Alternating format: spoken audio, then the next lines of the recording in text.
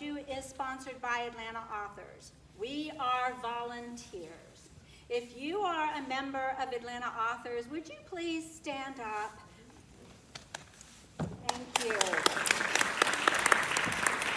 These ladies work tirelessly to bring you events such as this. We couldn't do it without them. We couldn't do it without friends of the Roswell Library. We couldn't do it without Al and his wonderful staff. And of course, we couldn't do it without you, our readers. So thank you again for being here. Let's see. We've been holding events not only at the Roswell Library, but also on the B side of the Roswell Cultural Arts Center. And we recently hold events at even the Roswell Adult Recreation Center. Those are in collaboration with Roswell Reads, but we tend to think we're sister committees, and so we all work together to bring readers and authors, and in this case, publishers together. Let's see. We just want to make sure that you know how to keep abreast of all the different activities going on. You can sign up or check us out on AtlantaAuthorsGA.com to find out all the upcoming events. Also, you can like us on Facebook, and we now even have an Instagram account. Just a couple of upcoming events we want to bring your attention to. Saturday, October 25th at 2 p.m. at the Roswell Library, we will feature author Emily Carpenter and her new book, Gothic Town, just in time for Halloween. And just a little well-known secret, I guess, Gothic Town is being picked up and will be made into a mini-series. Oh, wow. And Emily lives right here in Roswell, so we'd love for you to come out and help support her. Then on Saturday, November 1st at 2 o'clock, we're featuring Carolyn Curry at the Roswell Library. You may know Carolyn and her husband, Bill. Bill Curry is famous football fame, and he will be there too. He usually introduces her and interviews her, and it's a lovely, lovely event.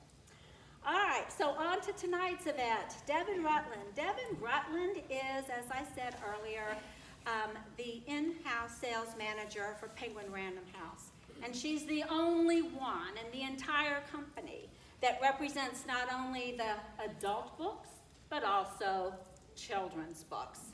And if you can trust AI, Penguin puts out 15,000 books a year. Wow.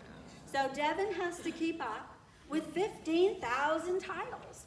And that's just this year. Then there's last year, and the year before that, and the year before that. And not only those current titles, but also she needs to be aware of the backlist titles. So, in other words, her knowledge is vast, as is her responsibility. So we feel very, very fortunate to have her and her expertise here tonight. I appreciate that Devin is first a book lover. Second, she was a book seller for none other than Ann Patchett at Parnassus. And then got her first job with HarperCollins and now has been with Penguin Random House. And many years ago, when I heard she was from Atlanta, I invited her to come to my bookstore. I have 15 book clubs and said, would you please present the hot new book club titles? And she said, sure. And fortunately for me and for all of you, she has continued to say, yes, I'll come again. So, and I just have to add one more thing about that. 2 years, maybe 2 years ago, at the store, she held up an advanced reading copy of a book called James. Held it to her heart like this. And she said, y'all, this one's gonna be a big one. And the book wasn't even out yet. And I can tell you, every single one of my book clubs who's read it remembers her standing in front of us, holding that book to her heart and saying, y'all, this is going to be a big one. So I'm excited to hear what she thinks are going to be the big ones coming up for this year. Ladies and gentlemen, Devin Rutland.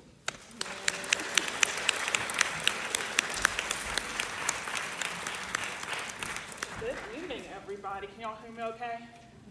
Perfect. Very Well, it's so great to be here. I don't really have an opening other than I'm just so excited to be here. I'm not from Waldswell, but I am from Georgia, so it is so good to be home and to talk in front of some fellow book lovers. So I'm just going to go ahead and jump right on in. So the first book I want to talk about is called The Husbands by Holly Gramazio. So I want you to imagine that you were just out with your sibling. You had a great night. You had a couple glasses of wine, just drinking and talking like you've done before, so many times before. You come home to your flat where you have lived for so many years, and you know at the back of your hand, you know your neighbors, you know everything about this place. You turn the doorknob, you come in, and there is a man just standing in your home. He isn't dangerous. In fact, he claims that he knows you. In fact, he says that he knows you intimately because he says that he is your husband. However, you did not have a husband when you left for work that morning. And he just keeps on insisting, and you look around and you notice that your interior design in your home is completely different. You look at the photos on your phone, and suddenly this man is represented in so many different pictures. You talk to your neighbors, they know him as well. You talk to your sister, she knows him as well. You are so confused, and so you think, I must have had too much to drink, I'm just going to go to sleep. You wake up, and the man is still there. So you leave to go just clear your head for a few hours. You come back home, and not only is a man still in your apartment, but it is a new man coming down from the attic. Thus begins the story of The Husbands. This book is a romp. You see the cycle of men, and there are many different personalities coming down from the attic. There's one perfect man that the main character Lauren loves. There's another one that is a complete dud. Some are terrible, and some will just are just okay and will just do. And all in all, our main character Lauren is trying to control this very unpredictable situation of these men coming down, up and down from her attic. Again, this is such a fun book, and there's some times where Lauren is so desperate in this situation to try to control the situation that's coming up and down her attic, and it takes a few serious turns, but all in all, this is has all the makings of a comedic miniseries here. This is, I think, just like the most perfect summer read to come to, so I hope you enjoy The Husbands. Sounds great. Okay, our next one, Real Americans. So this book came out in hardcover last year. So excited to have it out in paperback now. If you're looking for a novel that blends a lot of big questions with intimate storytelling, Rachel Kong's Real Americans is the book for you. We begin technically in 1966 in Beijing briefly. You kind of get the context of the Chinese Cultural Revolution. That the story takes you into 1999 in New York City, where we start with Lily. She is in her early 20s. She started her career working in a tech position at a tech company before the dot-com burst, and she meets and falls in love with a young man named Matthew. He is an heir to a big pharma company, and they meet, fall in love, they have a child together. And there are so many secrets that build and bubble up. And the story takes you to 2021 in Washington, where Lily is now living with her 15-year-old son, Nick. They're living alone together, and he has a lot of questions about his father that he hasn't met before. Then the story takes you to 2030 in California, and you meet Lily's mother, May. May is a Chinese immigrant. She was a geneticist, and you get all of the questions answered in that last part there. This is such a page-turning novel, and it just kept me like all night, just like ready to get to what happens next.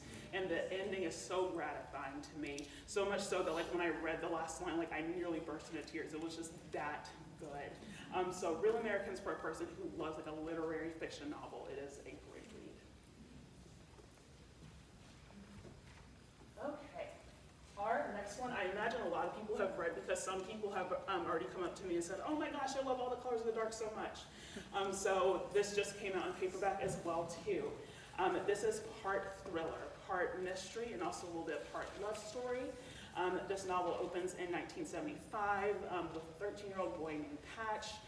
He kind of lives on the fringes of his small town in Missouri.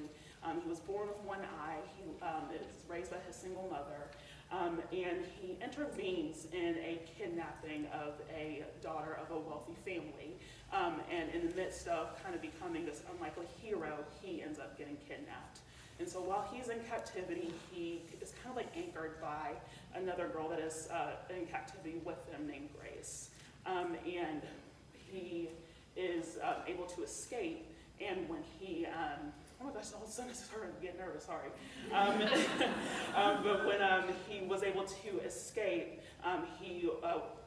Grace was gone, and he started to make it his life's mission to try to find her. And so he does this by, donating to missing children's organizations.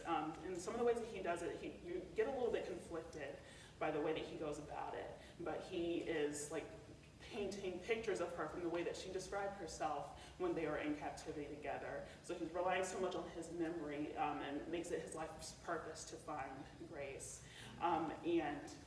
Also within this town, there are a lot of secrets that are kind of bubbling up. So it's a case of 3 murdered young girls, and there are a lot of suspects and a lot of questions about who is capable of what and why within this town.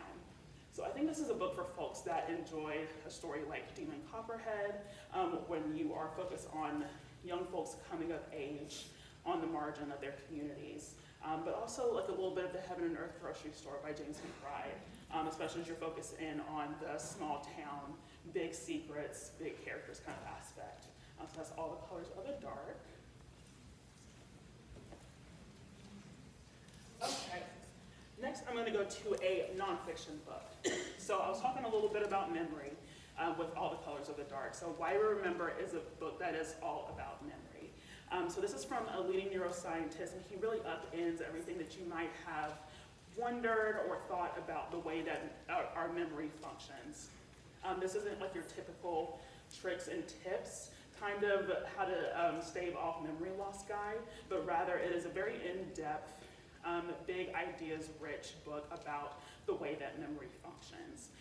So my degrees, my academic background was in psychology. I worked at a nonprofit for a little bit, and I ultimately decided that I did not want to be in the psychology world anymore. But when I was, if I had this book when I was in school, this would have illuminated so much for me, especially when it comes to the cognitive neuroscience piece, because he really writes this in a very accessible fashion for any person, even if you haven't, really dove into psychological studies before. And he explains memory in a way that it is not, the mental filing cabinet where you keep people and places and things and names and dates and such and so forth, but rather it is a system that's constantly evolving and changing, and gives you ways to really interact with that a little bit more. So this science also comes from cutting edge research from the lab that the author runs at UC Davis. So it's filled with insights and stories as well too. That gives you a radical look at memory and forgetting. Okay. The next one, The Wide Wide Sea by Hampton Sides. So sticking in the nonfiction section here. So let's go on a little bit of an adventure. Hampton Sides, this is his account of Captain James Cook's final voyage. It took place 249 years ago this week on July 12th. Cook, he set off on his final voyage that led him really to his death on the beaches of Hawaii. Captain Cook, he was known for his care and respect for indigenous peoples and cultures, but his last journey was really marked by dangerous and capricious decisions that ultimately led to this third voyage being his final one. So this is a thrilling narrative that really highlights the consequences and the complexities of the age of exploration, and the catastrophic impact on making first contact with indigenous peoples. So this is for the reader who enjoyed David Grand's The Wager, and other maritime history books along those lines. Okay, the next one is not new at all. In fact, I assume that probably many people in this room have read this book. Midnight in the Garden of Good and Evil. Oh. See, yeah, I also got a reaction earlier today. It's like, oh yeah, we know that one. So Midnight in the Garden of Good and Evil, I really wanted to put this one on because I read this for the first time last year. So I did this reading challenge that challenged you to pick a book from the place that you're from. As we mentioned, I'm from Georgia, obviously, and so I've read all the heavy hitters. Like there's the new classic of The Underground Railroad by Colson Whitehead, of course, The Color Purple, The Cold Sassy Tree I read in middle school, and of course, Gone with the Wind. So this is a book that kind of slipped past me. I don't know how I missed this one, but I was so excited to pick it up and start it, because from the very moment at the beginning when Jim Williams is describing the difference between old money and new money in Savannah, I knew this was going to be the book for me. I just love that kind of drama like that. And of course, mentioning Mr. Williams, so the central core of this book is about the killing of Danny Hansford, which took place in his Mercer house 45 years ago now. So if you haven't read this book, this is the perfect opportunity to do so.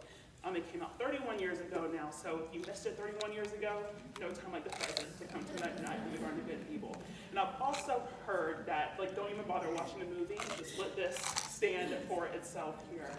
But yeah, this is like the true crime book for the ages here, and with that movie, I know that there were a lot of liberties taken, but Sonny Seiler, who is a character in this book, he said they changed a lot of the names too, as they used to say, protect the innocent. Well, I don't know how innocent they were, but he didn't change any of the facts, so good old Sonny.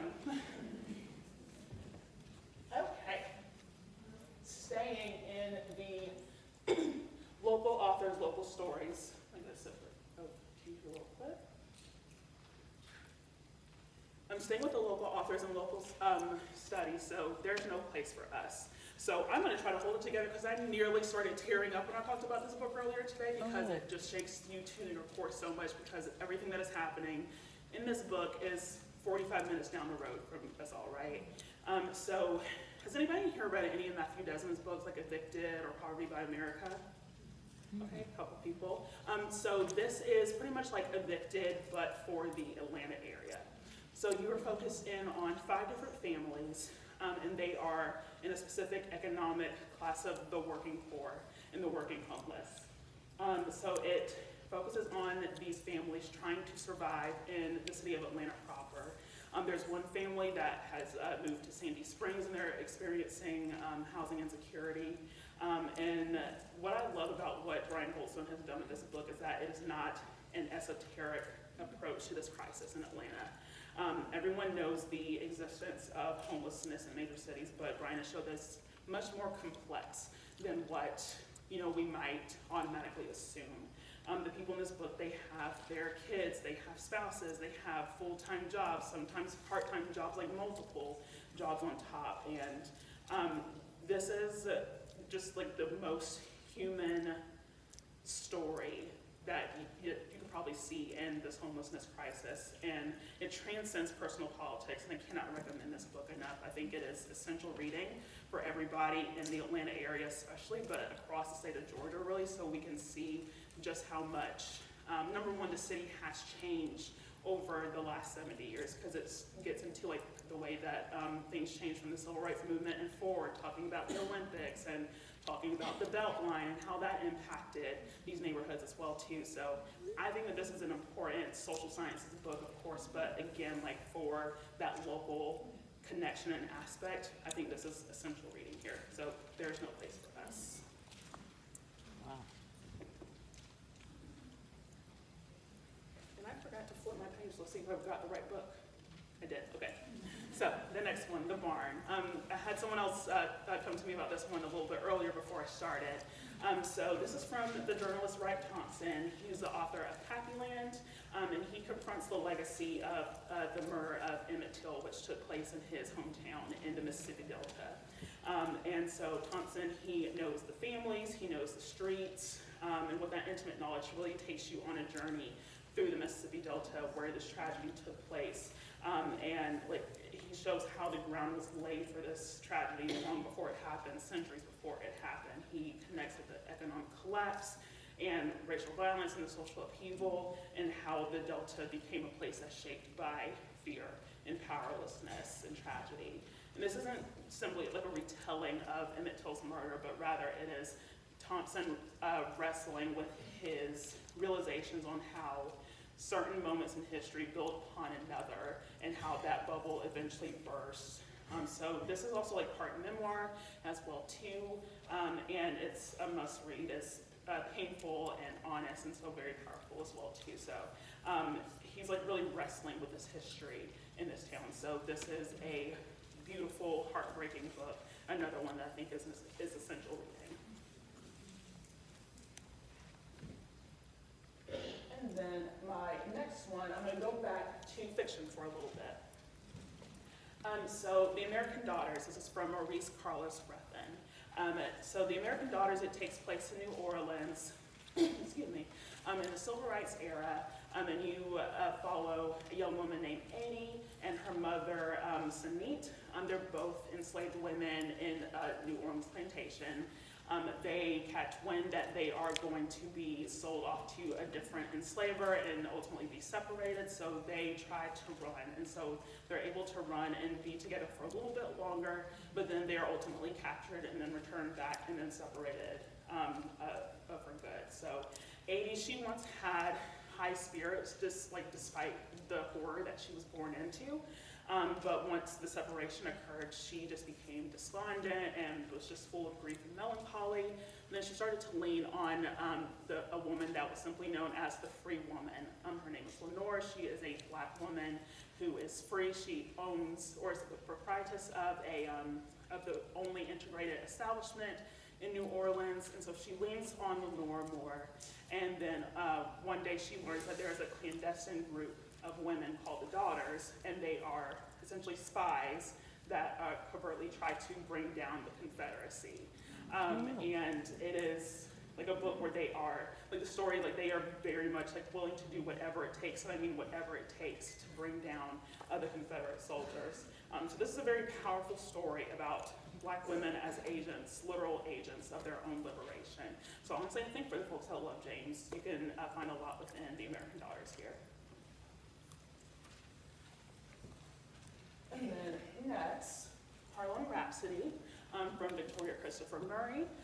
If you know the book The Personal Librarian and also The First Ladies, Victoria Christopher Murray is one half of this, of that writing duo, and this is her solo book here. So Harlem Rhapsody, it follows Jessie Redmond Fawcett. She's a real woman in American history. She was an editor and a writer. She was an editor of the NAACP's magazine called The Crisis, and so this is a historical fiction book that's really fleshing out the person that Ms. Fawcett was.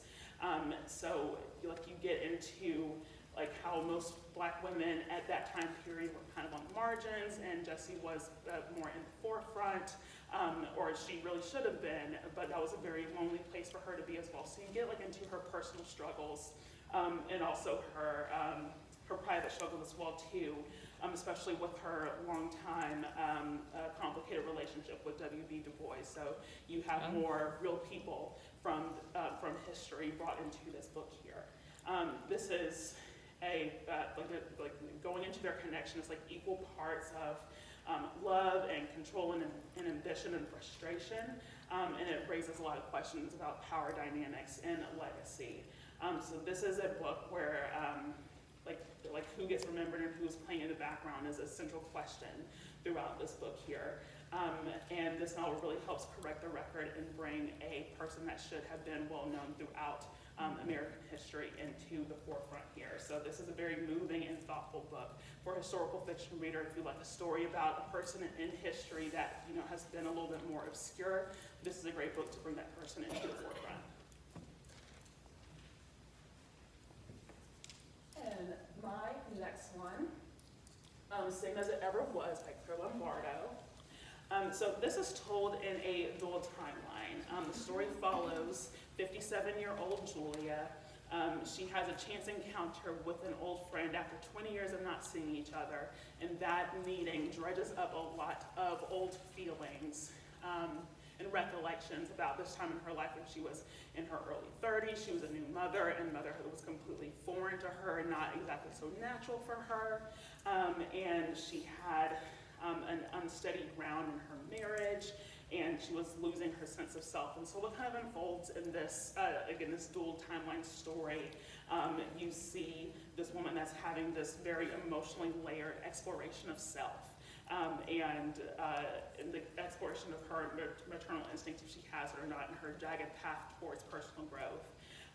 What I love about Claire Lombard on her characters is that they feel so real on the page, like they're so deeply flawed, but you can see this in like one of your friends maybe. Like this is also like such real situations that the folks are in these books here. And you feel so much for Julia, like you are at like one turn frustrated with her, but then you empathize for her so much because you see just how much she needs connection with another person, and she finds that in her older friend Helen Russo. So this isn't a story about happy marriage, nor is it a story with a tidy resolution, but it's full of raw emotions as you watch this woman fail and evolve and change over time. And for another story of a woman that is evolving and changing. So Sylvia's second act. So Sylvia is 63 years old. She's, living her normal life. And she comes home one day and she finds her husband in bed with another woman. So naturally she is shocked and furious, but she leans on to her very glamorous friend Evie, and she encourages her to take her second act, and that second act includes moving to Manhattan. And when she moves to Manhattan, she decides to revive her decades-old wedding planning business, and she tries to see if she can get back into the dating game again. So this is a book that celebrates the wisdom and joy of, and the perspective that comes with age, and the possibilities that come with embracing new opportunities, especially after some sort of loss or trauma as well too. So this is a story of a woman with an indomitable spirit. And if anybody in here is watching the Sex and the City reboot, this is what I wish that show would be. Like, the book's so much better than what they're putting out on HBO right now. Okay. Excuse me. Back to a nonfiction book. So, for a few fun facts, did you know that a wombat can run faster than Usain Bolt, the Olympian? Or did you know that a polar bear can swim for over 100 miles straight without getting tired? Or did you know that there is, let me get it right, a Greenland shark alive today that was around 100 years old when Shakespeare was around, making it the closest living thing that we have on this planet to eternal? All those facts and more in Catherine Rundell's Vanishing Treasures. So this book just really links it all to a deeper purpose to remind us just how miraculous the natural world is. So this is a beautifully written book that is a love letter to the living wonders of our planet. And if you loved like Ed Yong's The Immense World, or even like Amy Tan's The Backyard Bird Chronicles, books along those lines, this book will absolutely delight you as well too. And if you've ever been curious about the world of the natural world and of animals, Vanishing Treasures is a fantastic book.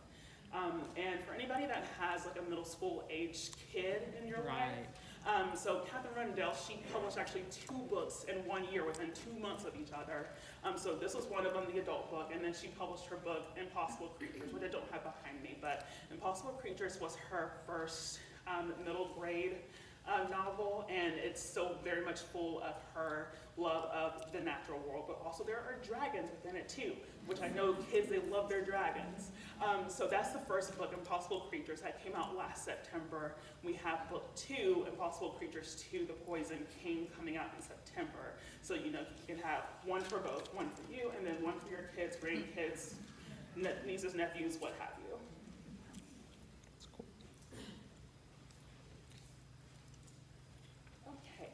The next one, The Berry Pickers. I think this is one that a lot of people have had a chance to read. Has anybody in here read The Berry Pickers yet? I don't even have to talk about it. Anybody else want to talk about it for me first? So this is an extraordinary book here, deeply emotional, really heart-wrenching novel, but very important book here. So this is a story of a family, but starting with a young indigenous girl named Ruthie. She's 4 years old, and she is kidnapped and basically given to a white family who is devastated that they can't have a child of their own. And for the next 50 years, this guilt and trauma is experienced by Ruthie's family, especially her older brother by 2 years, who has a lot of self-loathing and guilt about Ruthie's disappearance, and that manifests in like addiction and violence and various forms of self-neglect. So I was really impressed by how Pierce could write these characters that were so deeply flawed, but you still feel so much compassion and empathy for them as well too. This is all the way around just like, again, like a very deeply emotional story. I think for the people who like a Tommy Orange novel, so like They're There and Wandering Stars, but also for someone who enjoys a Britt Bennett novel as well too. Plot driven, moves through two siblings' perspective. I mean, you just saw, for all the people that haven't read it yet, you just saw the hands that went up, so that should be a selling point enough to how much this book has made an impact on a lot of readers. So if you haven't had a chance to yet, perfect opportunity to get Berry Pickers.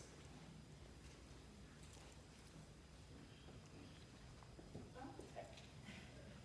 The next one, the White Python World Tour. So this book is quite the journey. It is quite the wild ride here. So imagine it is 1986 in LA. Metal and hair bands are king, and no one is living harder than the rock gods of the band called the White Python. And this book starts with a 22-year-old struggling drummer named Ricky Thunder, and he joins the hottest band in town. And so once going from playing dingy clubs, he is now selling out concert tours, and he's on chart-topping hits, and he has the dream girlfriend. He is really living the life. But behind all of the hairspray and hair bands and the loud rock music, this band is also being used by the U.S. government as a plot to destabilize the Eastern Bloc during the Cold War. This is like part Almost Famous, part Dr. Strangelove. It's a satirical Cold War thriller with a lot of intrigue within it. Every time I talk about this book, I'm like, this sounds so insane. Like, how are these words possibly being put together right now? But that just really goes to show just like the magnitude of this book that is doing so many things but still has such a tight storyline within it. So like if you like that satirical kind of book that has a lot of humor within it, but also has that kind of CIA espionage thriller, the White Python somehow has both and lands the plane so well.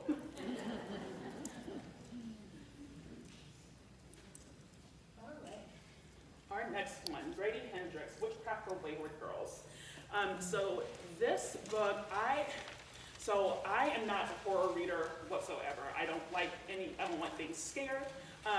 But what I did find in this book, so what drew me to this book is that like I was that kid back in middle school that was really, really into like the witchcraft kind of stories. I was really obsessed with like the Salem witch trials and whatnot, and all the things along those lines, like Lois Duncan's Gallows Hill, all those kind of books. Like that was my bread and butter when I was a kid. So apparently those things don't go away. So I picked up Witchcraft for Wayward Girls, kind of expecting, a witchy story, but this is it's very unexpected what you get from Grady Hendrix in this book.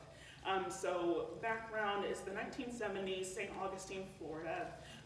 This is a book that's centered around this awful maternal home for young girls who are pregnant. They're basically there to grow the babies, have the babies, give them away, and then send the girls on their way.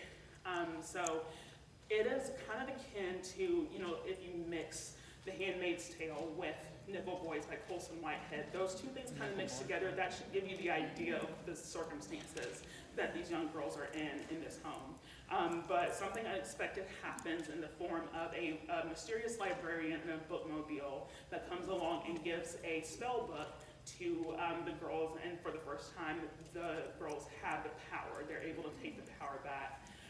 So there's witchcraft, yes, there's a little bit of horror, but I think like for the person that, like they want to read like those two other books that I mentioned that really focuses on these injustices that are happening to these young girls that don't really have a lot of agency or places to turn to.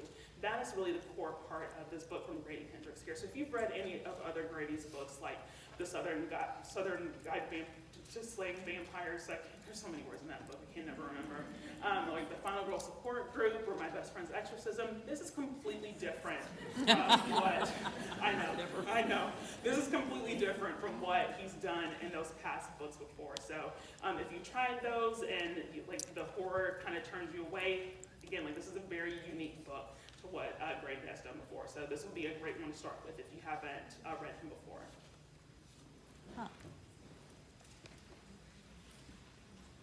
And then my next one. Okay, so someone asked me earlier before we got started. Oh, sorry, I was just like leaning right into the mic, sorry.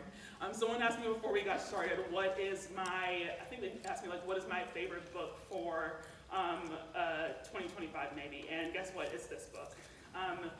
Of all the books I've gotten to read for 2025, this one came out in March, and I will maintain that this is my favorite book for the entire year. It would be my dream if this got some award nominations, but even if it doesn't, I'm just going to keep on shouting it from the rooftop just how much I love O Sinners. So this is like the book that whenever I walk into a bookstore, I get so excited. I see it on tables or on the shelves, and I just want to like just walk up to people that are browsing by and just be like, you should try this book, even though I don't work in those bookstores. But this is a story about a young man named Farouk. His father has recently passed away, and in a way to kind of like avoid his grief, he takes on an assignment to kind of infiltrate this cult that is in the Redwoods in California. And he takes this assignment to follow this cult called the Nameless that is led by this charismatic leader who is also a Vietnam veteran. And he, gets deep down into like what their origin is. And so this book is also written in kind of like 3 different parts. So you have the main narrative, you have the main novel part of this book that moves the plot along, but then you get the reason why Farouk decided to take this assignment on from the documentary transcript that is put within this book. It is fiction, but the way that the transcript is written, like it feels so real, like I could turn on Netflix and find this documentary right then and there. So that's one piece that encourages him to go out and find out what's going on in this place. But then also with the leader of the cult, like I mentioned, who's a Vietnam veteran, you get a very well done historical fiction piece within this as well, as you are following these young men who are fighting in Vietnam. And so yeah, for a person who enjoys like a war narrative novel as well too, this has a lot of different layers within it for all sorts of readers here. So again, this is like my favorite fiction book for 2025. I hope you pick this up. I love O Sinners so much. So this is one that will stick with you, a great discussion starter. Forgot my next one. Okay. Excuse me. All right, so Isola. This is for the historical fiction reader, but also for a person who likes a story where a person is trying to survive against all odds. So Isola, it focuses on a story of a real woman in history. Her name was Marguerite de la Roque. She was a French noblewoman in the 1500s. She was orphaned as a young child and sent to live with a distant relative. And this relative pretty much squandered away her inheritance over her growing up. And the only person that she could really turn to in this home that she was in was her nurse, who was also her first teacher. And her guardian, one day he decided to take over her schooling, and he just really did it with cruel intentions as well. So it was like very hard to like read and what was happening to this young woman. So he also decides that he insists that she comes along with him on this voyage to New France, which is Canada. And while Marguerite is on the boat, she is isolated and she starts to fall for her guardian's secretary. Her guardian finds out, and in his rage, he maroons Marguerite, the secretary, and her nurse. on the land with no hope of survival or rescue. So this becomes a survival story. It also becomes a story where it's also become like a romance as well too. But it is such a well done book with a lot of layers. And for a person who likes a book where, sorry, I just lost my train of thought. For a person who likes a book where, like it's another one like Harlem Rhapsody, where you're taking a real person in history and really giving them agency and really fleshing out the story. This is a great one to turn to, again, for those historical fiction readers as well.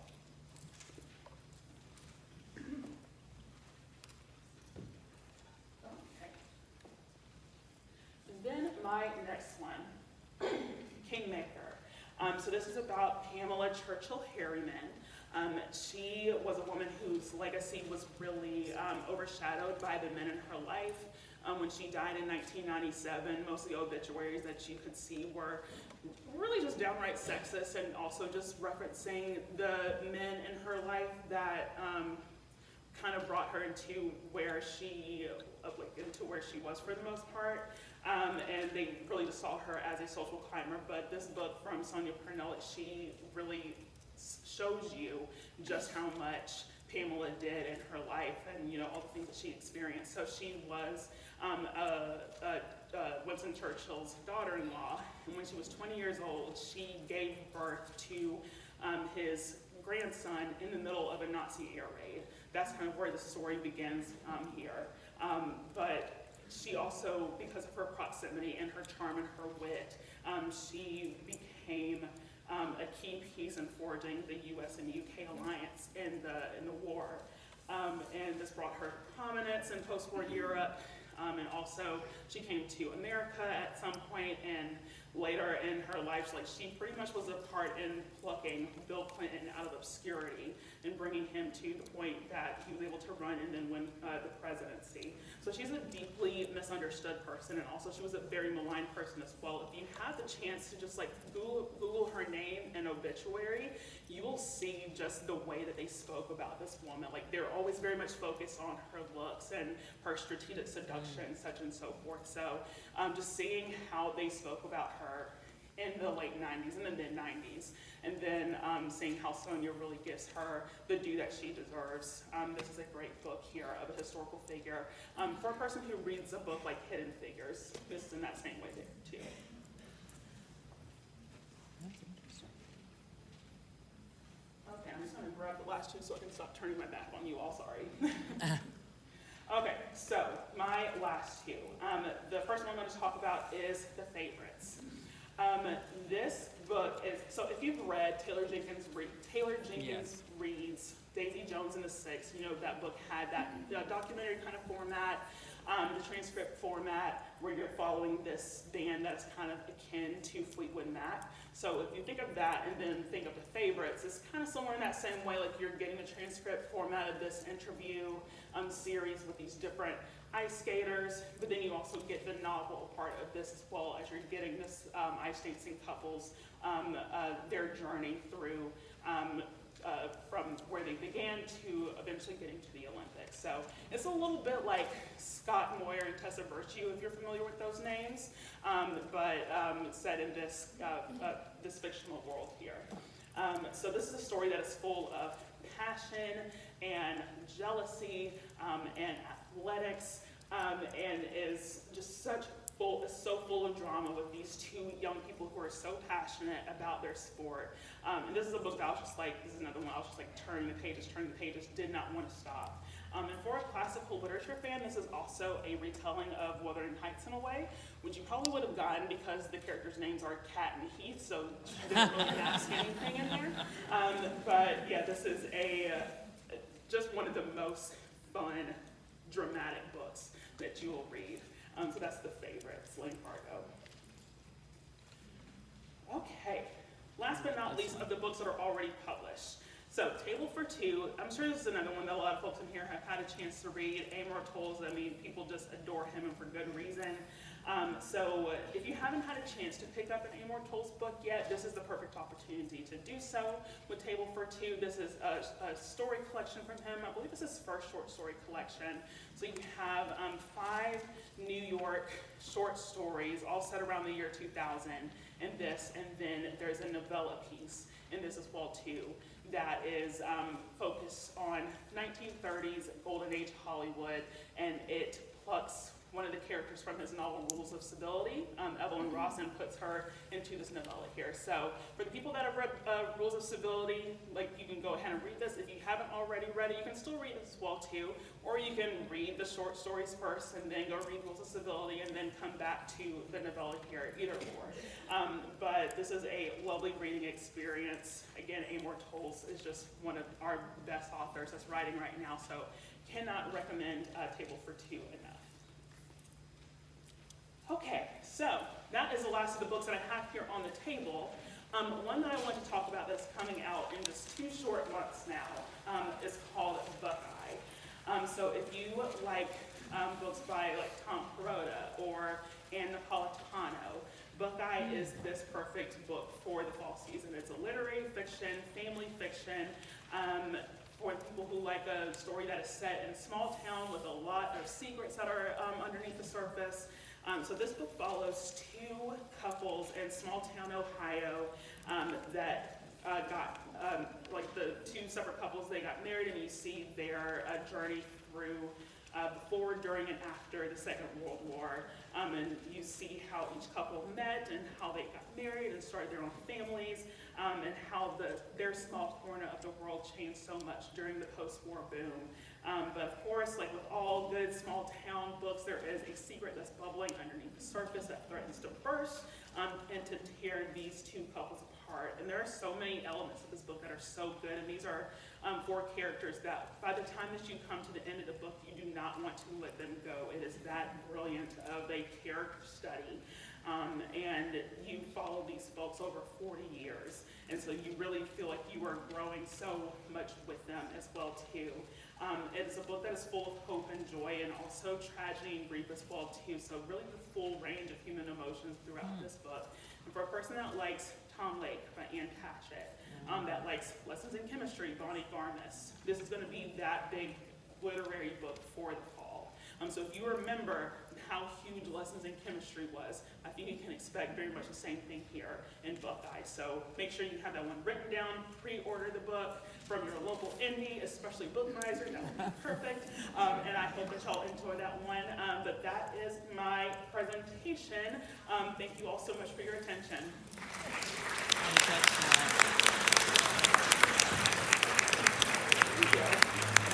So how many of you have 22 books on your new to-be-read list?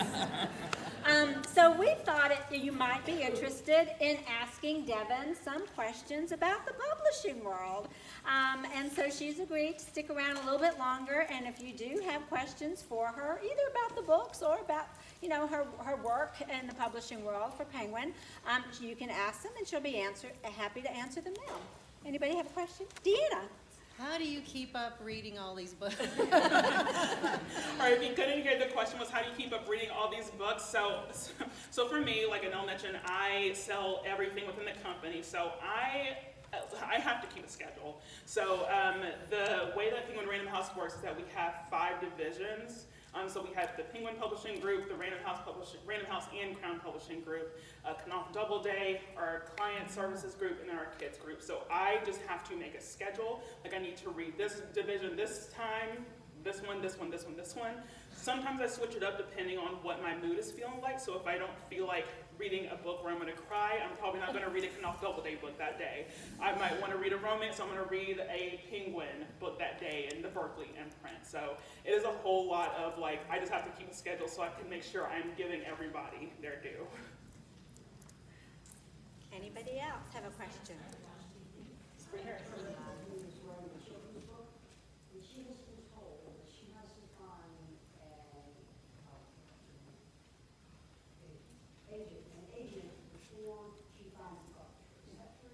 So the question was about the publishing process. She knows someone that is writing a children's book, and the process that has been explained is that you have to find an agent before getting the book published, and that is true. So the short answer is sometimes, but primarily yes, that is the main way that it happens. So the way that the books come to the publishers is that an author will write a query, which is usually like a short letter that explains what their book is. They submit it to different agencies, and the agent will, either accept or deny, give you the reasons why sometimes, and then you move from there. And then if it is accepted, the agent then starts to shop it out to different publishers. There are some publishers now, my house included, that are doing some open submissions.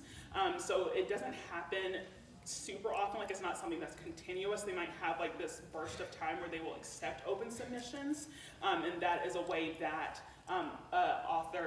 independent authors can submit their manuscripts directly, and then the editorial groups at the separate houses will examine and then either accept or deny a manuscript from there.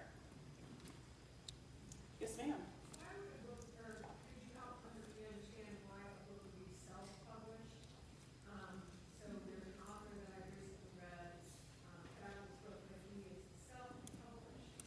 So does that mean he tried with an agent and, did not get what he needed? I'm just curious about the self-publishing.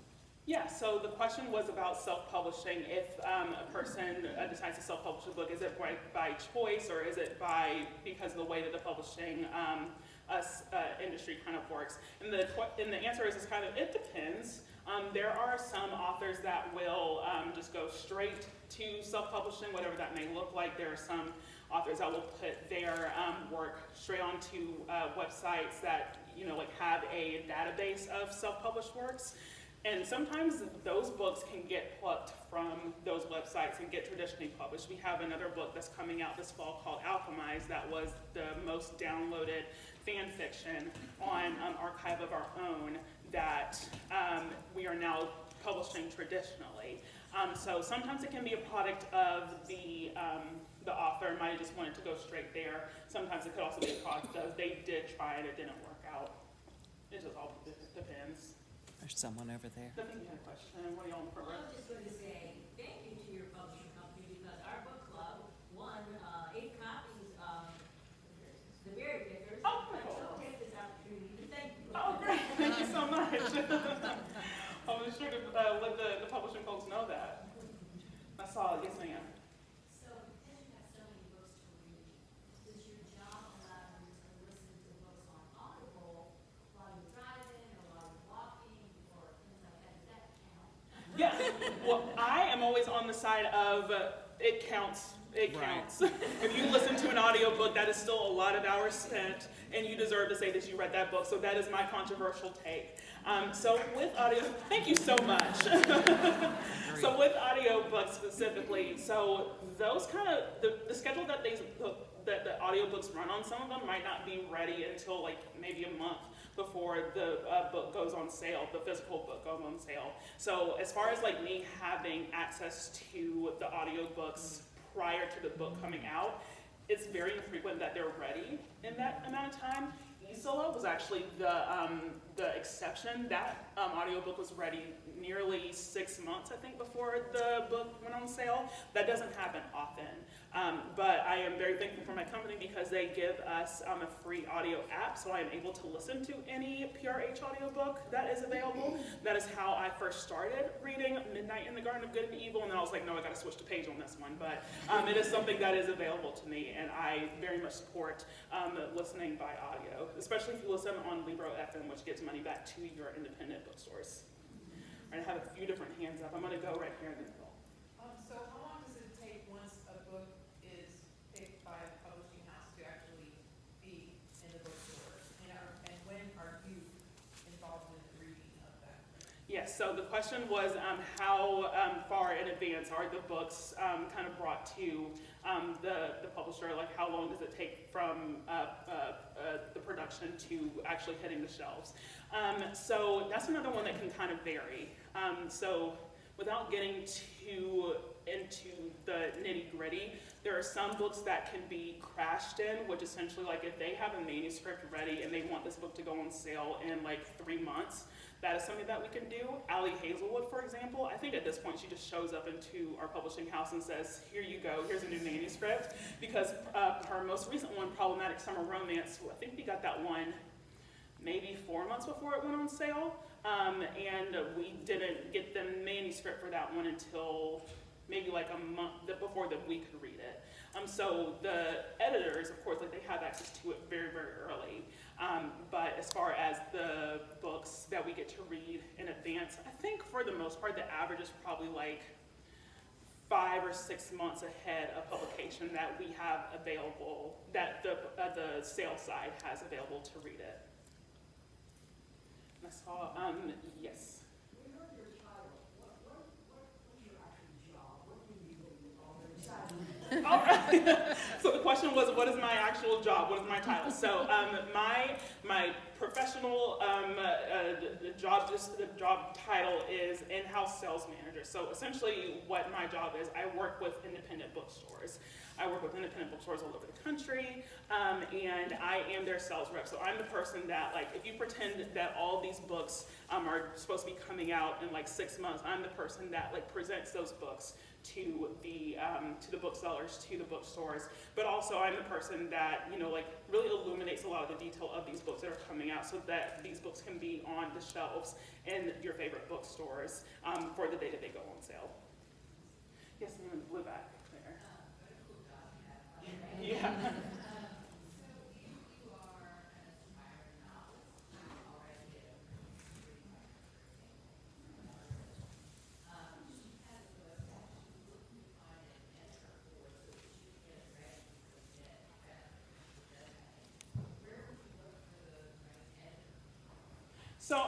So the question is, how do you find the right editor? And like this is a very specific situation where her daughter had a screenplay that she wanted to put into book form, right? Yeah, the screenplay's already on Netflix. Oh, gotcha. Okay. So really going from like screen to page. She's had some success there where she wrote a book and she wants to try to get it published. Gotcha. But she feels like she needs to put a genre and wanted to hire an editor. Yeah, so there are, and the editorial world is, I will something that is something that is a little bit nebulous to me. Like I have friends that are editors in our house, but their job is like, I don't know what y'all are doing over there half the time, aside from putting the books onto the table. So there are freelance editors, book editors, and other editors that are available out there. I think it's a matter of just like trying to find the right person, like via Google and all that kind of stuff. But yeah, there are freelance editors that, you know, they may be attached to publishing houses, or they may not be. They might just kind of be doing it as a hobby. But yeah, there are definitely freelancers out there that offer those services. Tell her to join Atlanta Writers Club. Yeah, They have lots of editors. workshops and information about that. So let's take one more question and then we'll let Devin get back home. Okay, yes ma'am. How do you prioritize what to read? Sometimes it's just whatever. The question is how do I prioritize what to read? Sometimes it's a matter of whatever I'm feeling like for that day. But also, like I mentioned earlier, like I have my little schedule that I keep. But like if I know that I am slacking on the kids' books that I need to read, I'm going to prioritize those a little bit more because I need to get those sales pitches ready. So like some of it is just like I know what I need to do to, you know, like make my job work, you know, but also just a little bit of like whatever I'm feeling. Like again, if I don't feel like crying, I'm not going to read a sad book. And if I just need something uplifting, I'm going to do that, you know. So, but I try to give each publisher their due because I mean I do have to sell all of them, and I want to make sure that they all get the fair treatment that their wonderful, wonderful books deserve. One more question. One more. What about AI? Do you use AI? Do you have any opinions about AI in the book world? I'm just curious about your take on. Do you like AI? Do you hate AI? I have a lot of opinions about AI. I think that there are some merits, but I don't think that it should be in the publishing world.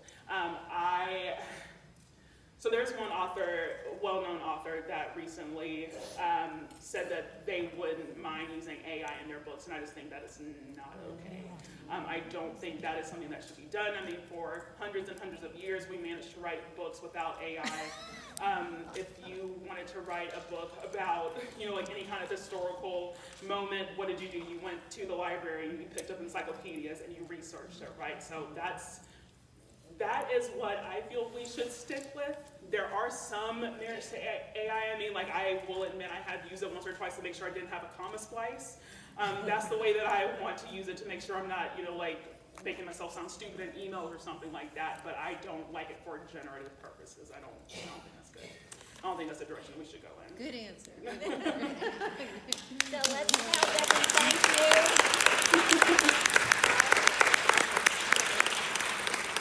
Again, thank you all of you for being supporters of Atlanta authors, friends of the Roswell Library, friends of the East Roswell Library, friends of the Roswell Cultural Arts Center, and friends of Bookmiser. And while I know Jeff Bezos has a $50 million wedding to pay for, I hope if you plan to buy any of the books Devin has talked about tonight, you'll visit Bookmiser's table in the back, your local independent bookstore who brought you this event tonight, and purchase your books from us. Thank you. Happy reading. Hope to see you October 25th. And I'll be out there if anybody has anything to say to me.